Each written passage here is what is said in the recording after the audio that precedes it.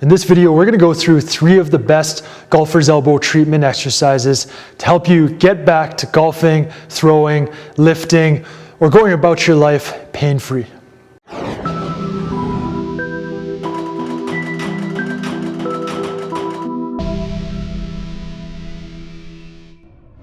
Hey, what's up? It's Coach E here, and in this video I've got 3 exercises to help you get out of pain from golfer's elbow. Okay, golfer's elbow is also known as medial epicondylitis, and it's called that because golfers are the ones who often feel it. But it's also known as thrower's elbow, okay, because the same kind of stresses occur in the elbow here, in this area, in the muscles that cause the pain in this area. So the medial epicondyle is if your palm is supinated, pointing up, palms up. The medial epicondyle is right here, okay, in the middle of the elbow, okay. This is lateral, that would be tennis elbow. This is medial, golfer's elbow, okay. So the reason why this happens is because of the pattern, the movement pattern, and the forces going through the forearm and the elbow from sports like golf and from throwing a baseball, especially if you're a pitcher, okay. So the forces that occur is, imagine you're gripping on to the golf club here. You're coming up, you're kind of cocking your wrist a little bit, and as you hit the ball, there's big impact, okay, between the ball and the club. And then at that impact point, you're flexing the wrist here, and you're bringing it up and around, okay? So we've got a lot of flexion happening in the wrist and the elbow and pronation that's going to cause these muscles to become overused. And if they're not strong enough to deal with the forces that go through them, you get some damage. And let's say you go and you've got a golf vacation, you're golfing every day for a week. You're not ever recovering, and that can lead to chronic problems, chronic pain in this area, okay? Now, it's called medial epicondylitis, but that can be a bit of a misnomer because when it's acute within the first couple weeks, up to maybe 4 weeks, there's inflammation there. So itis is the suffix that stands for inflammation, okay? However, after that, if you've got chronic golfer's elbow, there's no longer inflammation. Inflammation is no longer present in that area. What's actually happening is degeneration of the tendons that attach into the medial epicondyle here, okay? And those tendons control flexion, pronation, and a little bit of elbow flexion. Okay, so what do we got to do to deal with that? Okay, so if you've got acute pain, then icing and resting is good. And as long as you're not coming back too early and coming back too fast, you should be okay. But if this becomes a chronic issue, what you've got to do is do some exercises to restore proper wrist function and balance, because muscular imbalances can occur here very easily because we're always gripping and flexing the wrists, but we're never working the extensors. Okay, so we're losing that extension mobility and strength in the extensors. We've got to restore that balance.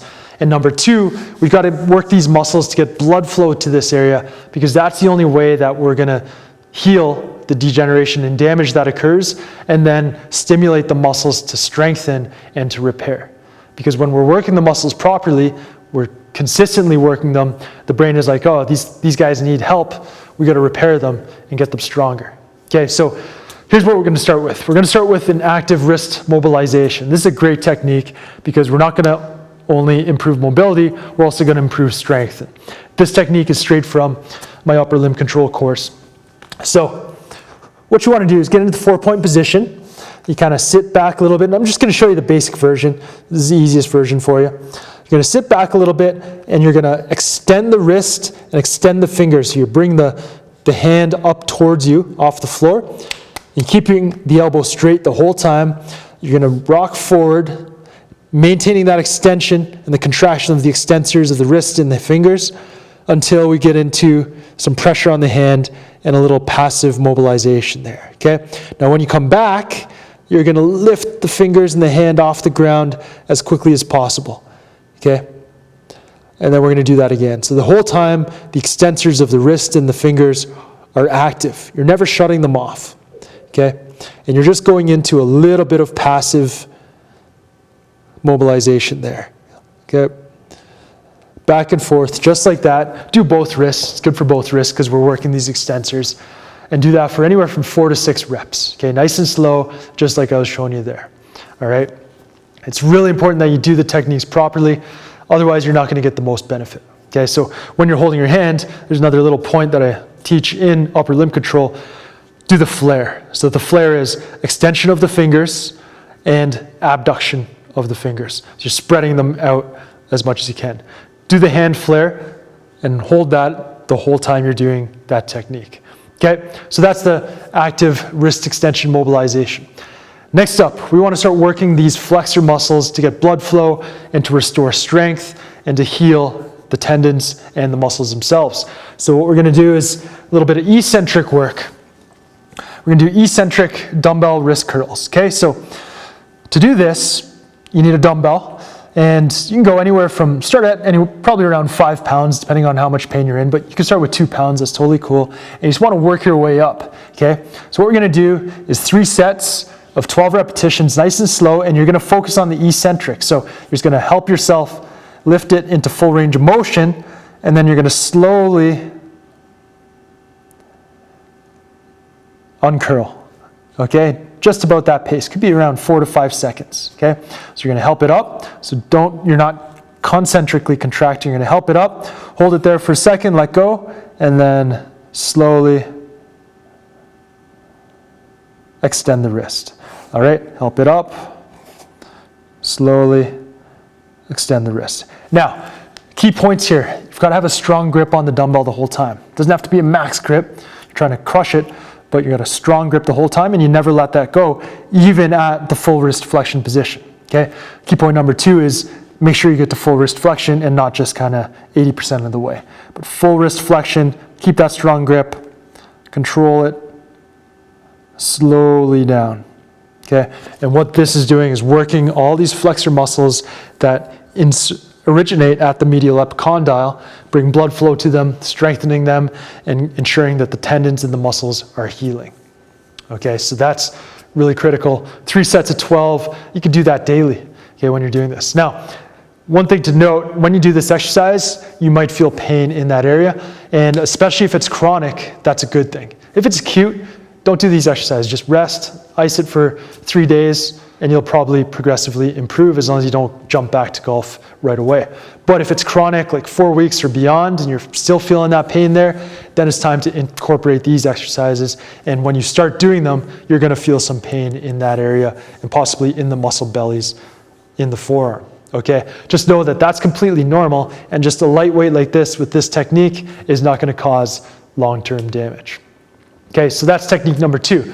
Now, technique number 3, this is another unique technique from upper limb control. I call it the extended elbow wrist flexion extension. Okay, so what is that? Extended elbow is straight elbow. You want to lock it out. And what you're going to do is you're going to make a strong fist.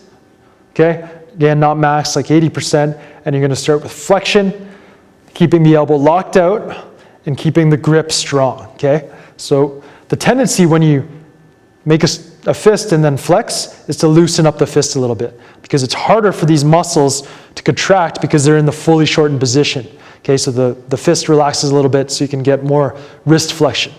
But we don't want that to happen. We want to contract, okay, strong grip, fully extended elbow, and then flex the wrist, hold it for 5 seconds, and then you go into an extended flare, keeping the elbow locked out.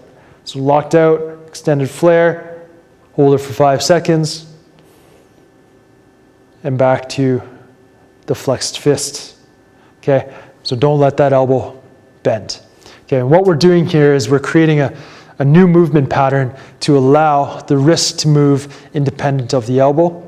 So we're stretching out in this extended flare position, we're lengthening in through the forearm muscles, the flexors, and then we're strengthening the flexors again, so getting further blood flow in this area in the full range of motion. Okay, so now we're stretching out the extensors and we're getting strength in this gripped position.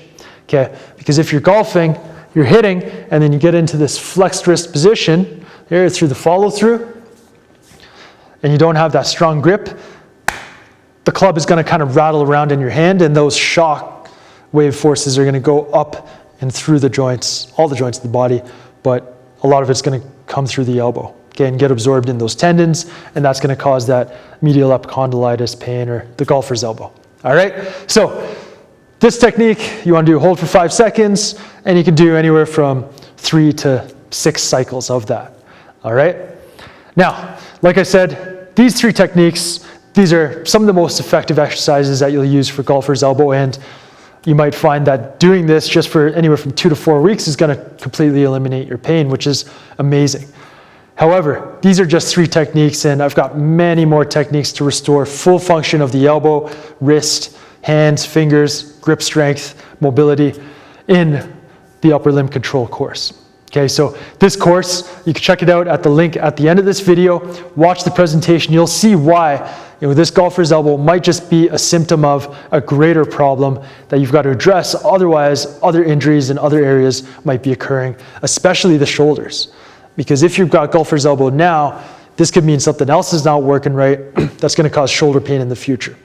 Okay, so check out that presentation. You'll see the link at the end of this video, and definitely start using these exercises to get you out of pain from golfer's elbow so you can get back on the greens and do your thing. All right, Coach E here again for Precision Movement. Thanks for watching. I'll see you next time. Peace.